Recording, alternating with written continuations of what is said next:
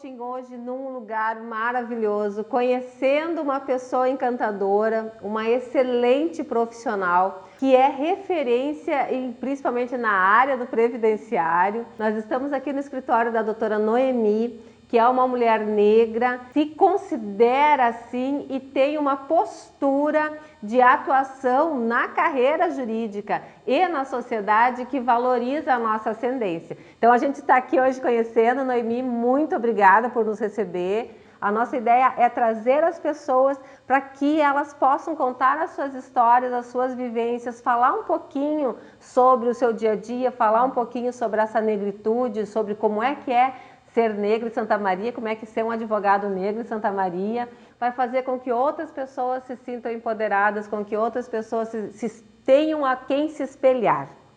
Então, a gente já te agradece de antemão essa abertura. Eu que agradeço o convite, Débora. Eu acho excelente essa iniciativa, né, de poder trazer referências mesmo, tanto na área da advocacia, em outras áreas, porque a gente vê na nossa sociedade, né, ao longo dos anos, essa invisibilidade. Então é muito importante ter um canal assim como o teu, que abra e que tenha um espaço para que pessoas possam se ver representadas.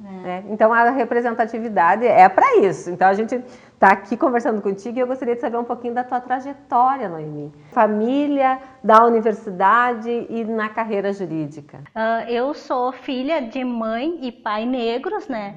O meu pai, por parte do meu pai, ele tem uma ascendência indígena muito forte, porque a minha avó paterna, ela era negra, negra mesmo, e o meu avô paterno era índio. Então ele, pequenininho, assim, cabelo bem liso. E por parte da minha mãe, a minha mãe é negra, e o meu avô materno é negro também, e a minha avó materna, que a gente considerava ela como branca, porque ela era com a pele bem clara e cabelo bem liso, e teve também filhos brancos, ela teve, né? Então com certeza ela tinha uma ascendência europeia, não sei, portuguesa, de alguma que não africana. E então eu comecei, e na nossa família sempre foi um tabu essa questão de discutir, a gente não discutia essas questões de negritude, de ancestralidade, né? Eu fui descobrir isso bem mais tarde.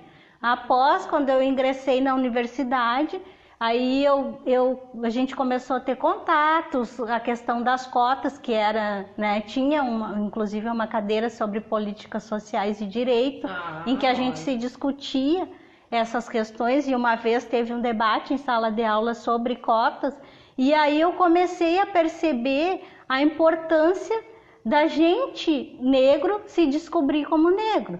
E eu tenho uma sobrinha que hoje está com 11 anos, vai fazer 12 anos, e eu tinha essa preocupação de ser uma referência para ela também. A minha irmã, apesar de ser formada, também se formou na Universidade Federal, a gente nunca discutiu isso em casa, e eu senti essa necessidade dela ter alguém que ela se sentisse representada, uma tia advogada. Então eu comecei a estudar e a pesquisar sobre essas questões. Também por eu estar num relacionamento interracial, o meu esposo é branco.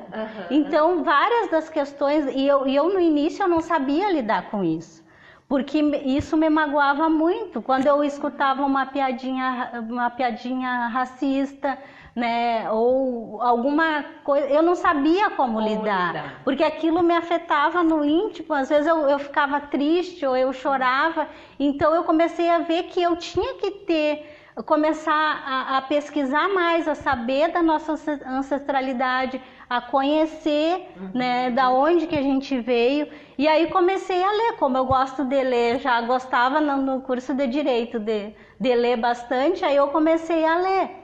Daí comecei a pesquisar autores negros, né? E aí até tem um livro que eu indico muito, que a gente sempre teve essa marca de dizer que o negro não lutou pela sua liberdade, né? Que é um tabu que é imposto pela sociedade, né?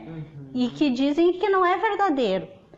Então tem um livro que é Liberata, a Lei da Ambiguidade, que é da Keila Greenberg, que ela fez um estudo sobre as ações de liberdade que aconteceram durante o período da escravidão. Então, aconteceram várias ações, porque naquela época, para te conseguir entrar com uma ação, tu tinha que ter um advogado que quisesse te representar. Exato. Não era fácil também conseguir, né? E para poder entrar com a ação. E ela fez um estudo de casos mesmo, com documentos, né, da época dos tribunais. Essa pesquisa ela fez no Tribunal de Justiça do Rio de Janeiro. E aí encontrou os documentos que tratam das ações. E aí tem vários casos que ela relata no livro dela, e um é dessa Liberata, que ela conseguiu a liberdade por conta dos maus tratos que o dono dela empregava nela e pelas coisas que ela conseguiu contar. Então, para ver que desde a época da escravidão, os negros já lutavam pela sua liberdade. Exatamente, não foi um dado. Então, teve muita coisa, muita ação. Uma coisa foram os nossos antepassados, a forma como eles lutaram pela sua liberdade. Então, isso é um dado e é um elemento histórico importante. Outra coisa é como nós hoje continuamos lutando por essa liberdade, por essa ascensão social. Às vezes eu falo muito em ascensão social, mas é porque é sair da exclusão social, é se sentir incluído nessa sociedade, se sentir meio e parte dela. Então, assim, no teu olhar, o que hoje nós temos que fazer, até para honrar todos esses que estiveram atrás, que são os nossos antepassados e que lutaram. Eles lutaram no tempo deles e da forma deles. E nós? Eu acredito assim, Débora, que é através do conhecimento. Tá? Eu acho que não adianta a gente só se formar hoje, ter um título acadêmico, mas a gente tem que conhecer a nossa história. Eu acho que isso é muito importante, conhecer as nossas origens, saber de onde a gente veio, né?